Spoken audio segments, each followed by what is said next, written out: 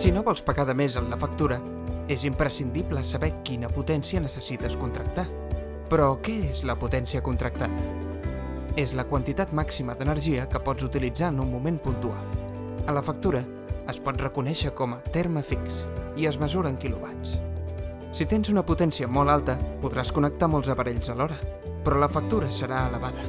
En canvi, si contractes una potència massa baixa, pot ser que et salti el comptador. Per això, és fonamental tenir la potència adequada. I com es calcula? El primer pas és esbrinar la potència de tots els electrodomèstics i llums de casa teva.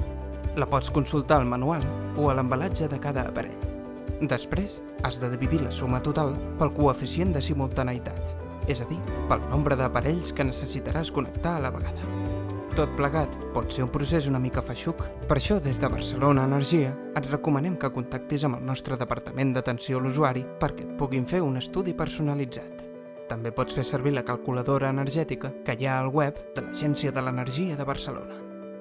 Conèixer i tenir la potència adequada t'estalviarà uns quants maldecaps.